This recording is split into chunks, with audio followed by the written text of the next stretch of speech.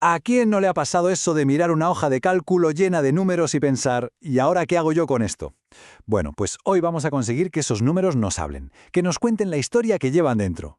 Vamos a empezar con una situación muy común. Nos ponen delante una tabla con datos en bruto y no sabemos ni por dónde cogerla. Parece un simple listado, ¿verdad? Pero la realidad es que ahí, escondida, hay una historia que está pidiendo a gritos ser contada. Miremos esta tabla, por ejemplo. Son datos de una empresa que importa repuestos de coches. Así, a primera vista, es difícil ver algo, ¿no? ¿Dónde está el grueso del negocio? ¿Hay algo que se nos escapa? Pues sí. Lo que pasa es que necesitamos la herramienta adecuada, como una especie de lupa para poder ver la historia que se esconde detrás de estas cifras. Y esta va a ser nuestra hoja de ruta. Vamos a seguir estos 5 pasos no solo para entender qué son los datos, sino para aprender a interrogarlos, a sacarles toda la información que tienen. Muy bien, pues vamos al lío. Nuestra herramienta clave en esta investigación, la que nos va a permitir ver lo que la tabla esconde, se llama histograma. Y ojo, esto no es un simple gráfico de barras. Un gráfico de barras normal compara cosas distintas, por ejemplo, ventas de manzanas contra ventas de peras. Pero un histograma es diferente. Está diseñado para mostrar cómo se distribuyen los datos a lo largo de un rango que no se interrumpe, como la altura de un grupo de personas o, como en nuestro caso, el valor de las importaciones. Lo importante no es comparar valores aislados, sino entender la forma general, la estructura que tienen los datos por debajo. Y aquí viene el detalle que lo cambia todo conceptualmente. Las barras de un histograma se tocan. Esto no es porque quede más bonito, ¿eh? Tiene una razón de ser muy potente. Significa que los datos fluyen, que son continuos. El paso de un intervalo al siguiente no es un salto, es una continuación.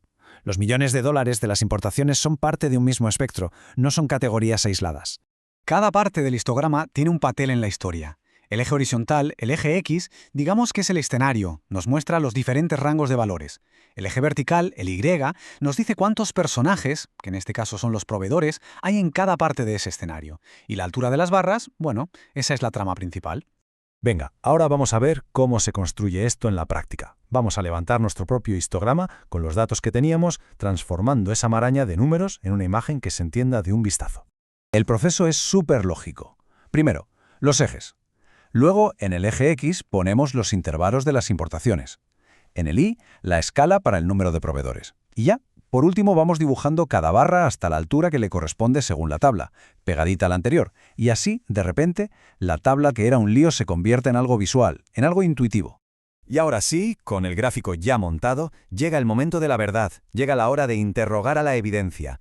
¿Qué nos está contando este dibujo? Pues aquí lo tenemos. La historia salta a la vista al instante.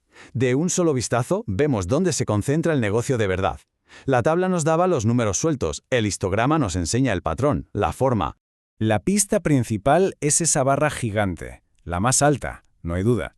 Nos está gritando que el grupo más grande de proveedores, 18 de ellos, se mueve en ese rango intermedio. Acabamos de encontrar el corazón del negocio. Pero la historia tiene más matices. Si nos alejamos un poco y miramos la forma general, vemos una tendencia clarísima. Crece hasta un pico y luego baja. Esto confirma que el negocio se centra en operaciones de volumen moderado. Pero ojo con los extremos. ¿Qué pasa con esos poquitos proveedores en los bordes? Esos son los que se conocen como valores atípicos. Y aquí está la verdadera magia. El análisis visual no nos da la respuesta definitiva, pero sí que nos lleva a hacer las preguntas estratégicas correctas. Esos dos proveedores que importan un montón, ¿son solo una anécdota o son la punta de un iceberg de un mercado más pequeño pero quizás muy rentable? Ahora ya sabemos dónde hay que empezar a investigar. Bueno, ya hemos visto la teoría y un caso práctico. ¿Qué tal si ponemos a prueba estas nuevas habilidades de análisis con otro ejemplo? ¿Vamos allá? A ver, este gráfico muestra las ganancias de un concesionario de coches. Puede parecer más complicado, pero la lógica de fondo es exactamente la misma. Vamos a olvidarnos de los detalles y a centrarnos en su estructura, para ver si hemos pillado los conceptos clave.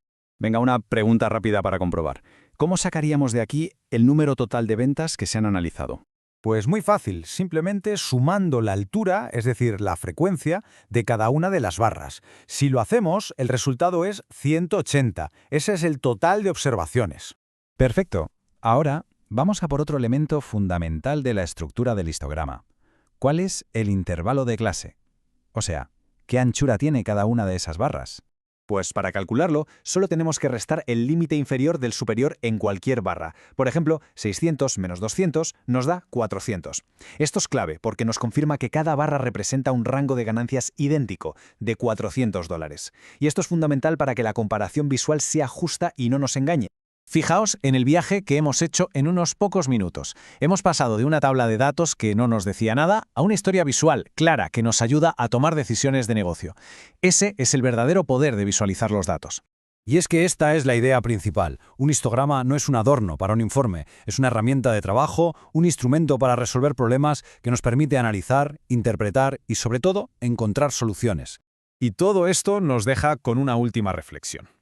Ahora que sabemos cómo funciona esta herramienta, ¿cuántos patrones ocultos, cuántas historias habrá escondidas en los datos que manejamos en nuestro día a día?